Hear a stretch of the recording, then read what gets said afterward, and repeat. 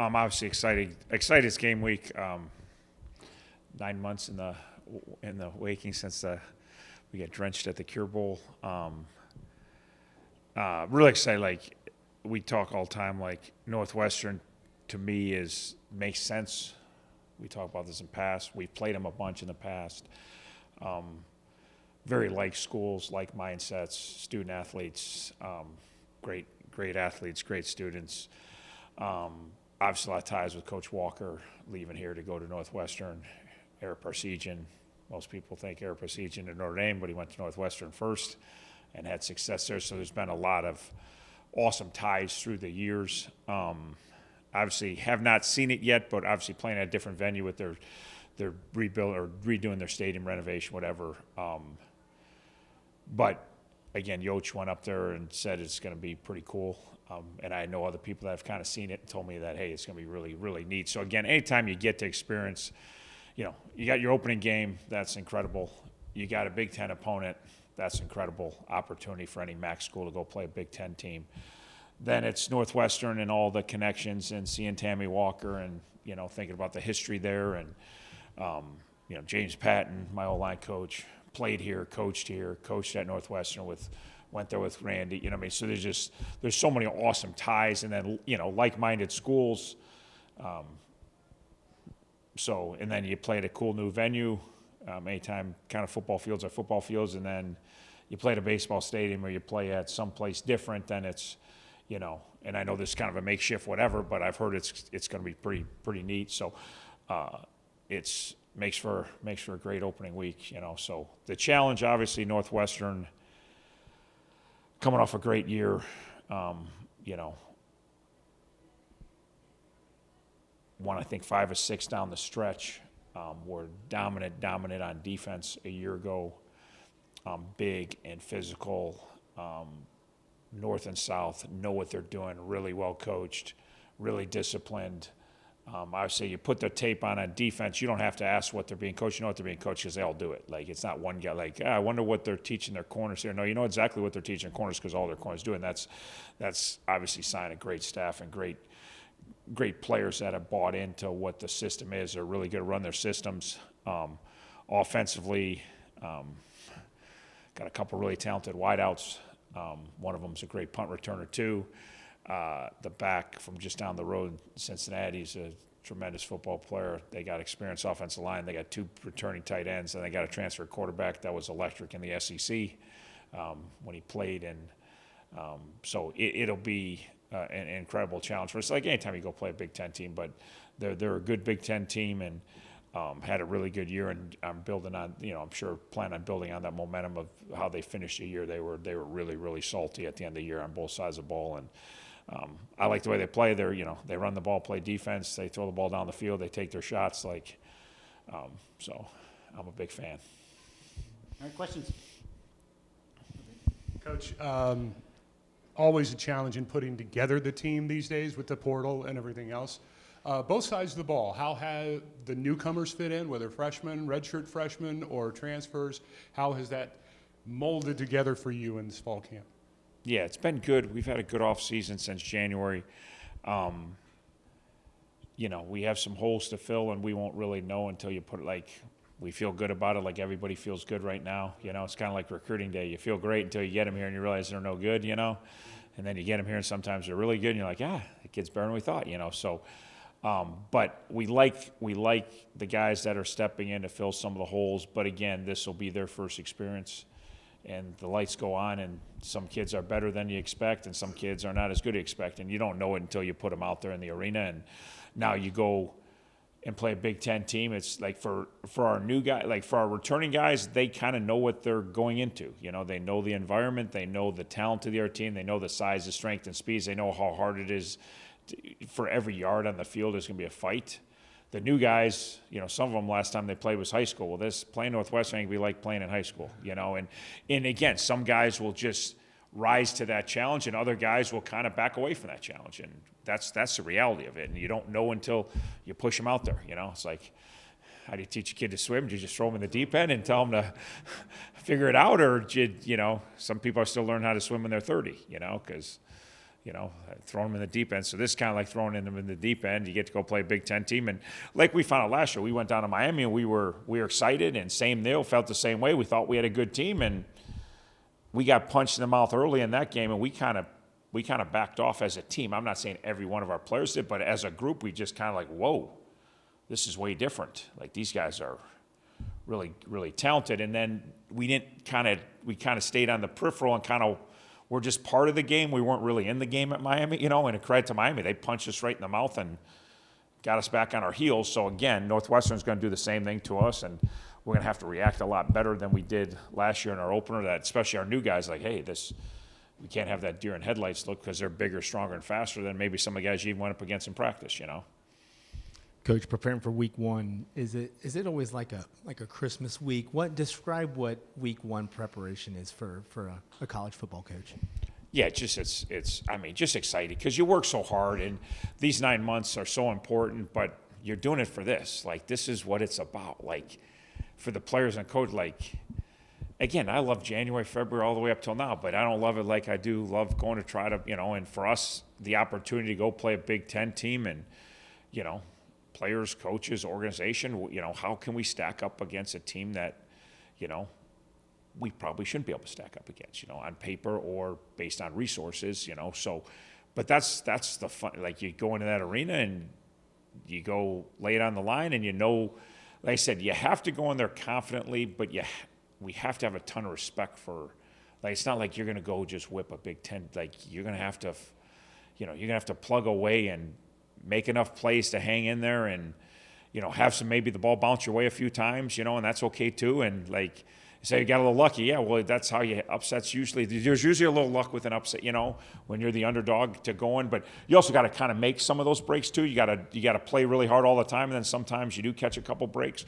So, but just the excitement, you just, fall camp's getting old, conditioning's getting old, and we love it. But now it's like you got 12 opportunities that you work 365 days for. It's a full-time job for these kids, and you work 365 days for these 12 opportunities. Well, how can you not be so excited to take advantage of these opportunities? And then especially this one, like, who when you're not a Power 5 team and you get to play a Power 5 or Power 4, whatever we call it now, like, if Northwestern didn't recruit you, they didn't want you, that's a fact. Like, if, we typically lose one recruit to Northwestern a year that usually is verbally committed to us. It's like part of so that's, and if that doesn't give you a little bit extra, like, hey, I'm going to go show them that they should have recruited me.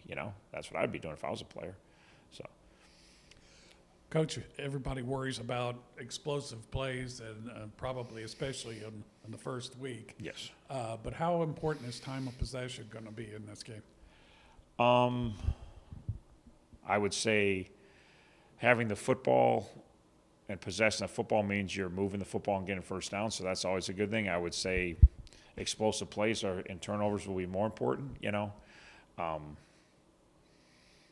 If you can win the turnover battle, win the explosive play battle, you win most of your games. If you don't win the time possession battle, I think the last time we went up there, I don't think we won the time possession battle, but we had a couple really, really key turnovers, timely turnovers, once when they were driving for a score, and then, the last play of the game, we got, they had a chance, and we blocked a kick, which is like a turnover set up, so, or whether you count that as a turnover, explosive play, it's something, it flipped the field, and we had a 10-yard scoring drive. So getting those big plays every week, we talk about it, never changes in our game. But yeah, we'd like to possess the football and keep their offense off the field and maybe tire out their defense. It's hard to do. They don't, last 5, 6, 7 weeks last year, they weren't giving up yardage or points to anyone. It was pretty much a demolition of, it was ugly, to be on offense. I've watched, obviously, first game, you watched a ton of tape. It's amazing. Like, I just keep saying, like, they don't really give up anything. They don't give anything in the run. They don't give anything in the pass. They don't give up big plays. They don't give up first downs. They don't give up runs. They don't give, it's like, where's the holes? There's really is no holes in what they do. And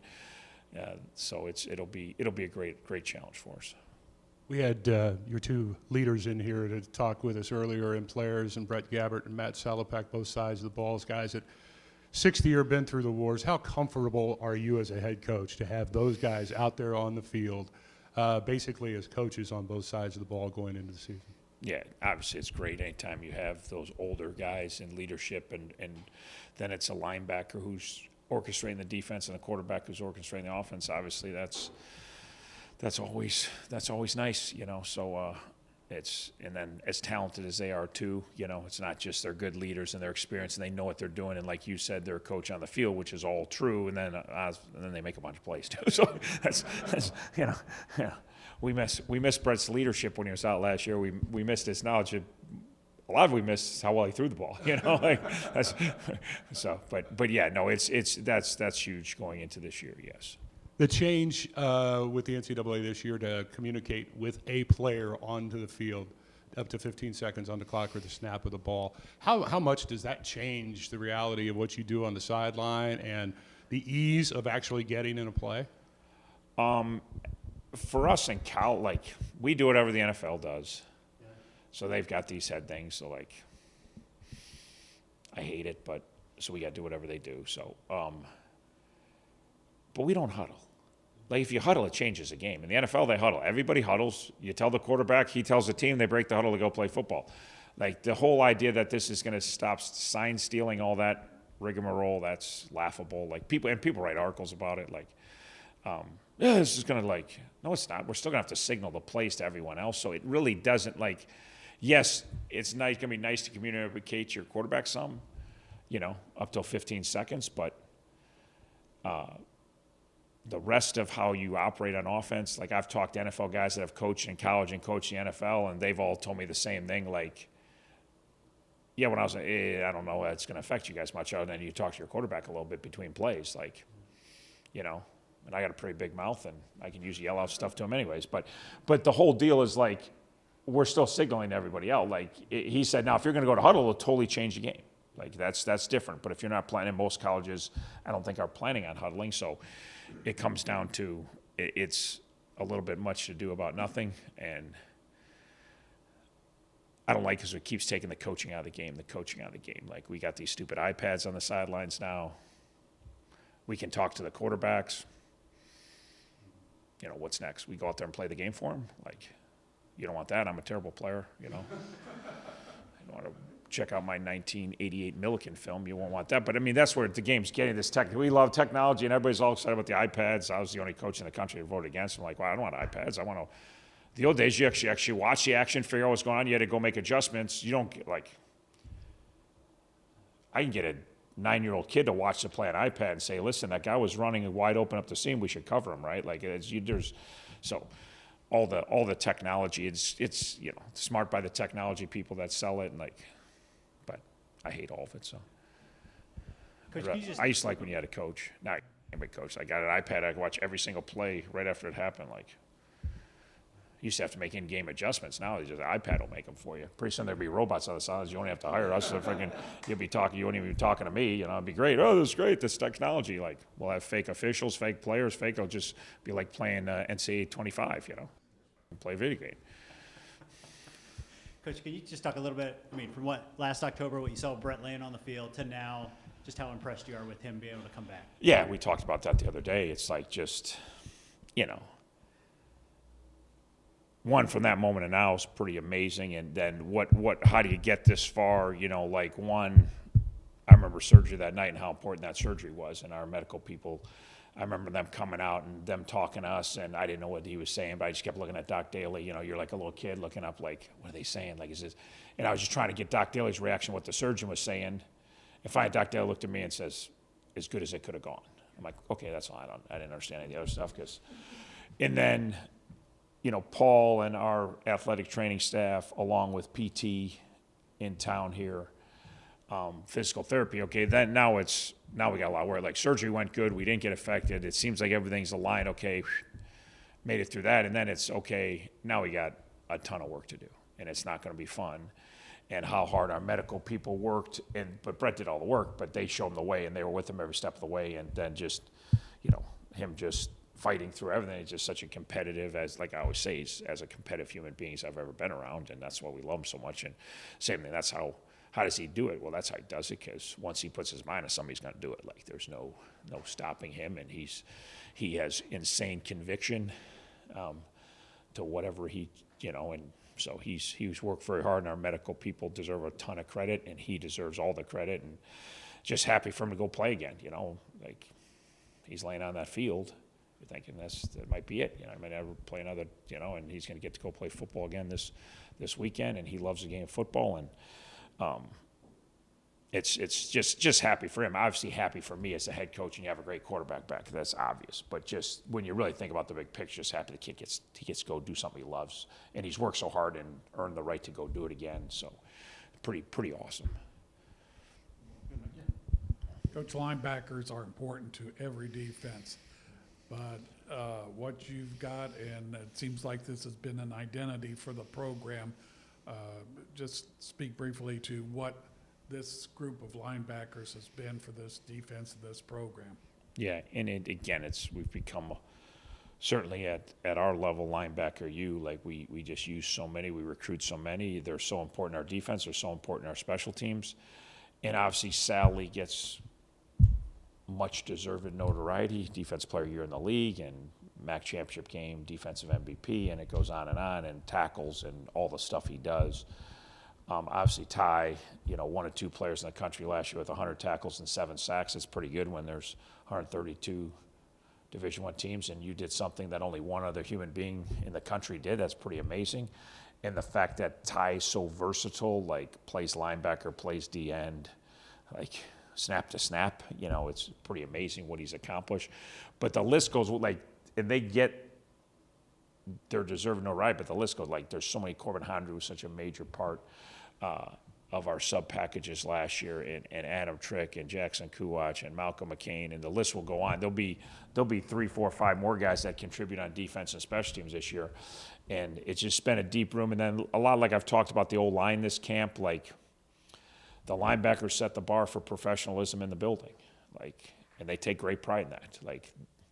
They take great pride that they're the most prepared, the hardest working, the most together, the most disciplined, the most unselfish. There's a lot of pride in that room. Not just, hey, we're really good players and we can play the run and defend the pass and rush the quarterback and run down on kickoff, but just how we approach it. They've set, in our old line, talked a lot in camp, just how you're always worried when you got 4 starters back that there's really not competition. You can say whatever you want, there isn't. And where do they, and they came rolling into camp and set just a crazy high bar for our offense and our team. Hey, if Holsky and Jados and Borders and John are going to just show up every day and play at this level, and they kind of have their spots. Well, what should we do if I'm fighting for a spot? I'd hate to think that guys that are multi-year starters are more prepared and more locked in and more focused than I am. So just the linebackers have been that way for, like you said, a while here. It's been an awesome thing, and it's when we recruited, we talk about the expectations of that group, and it's a high expectation group, and so don't come here and join that group unless you're going to set that bar really high for Miami football.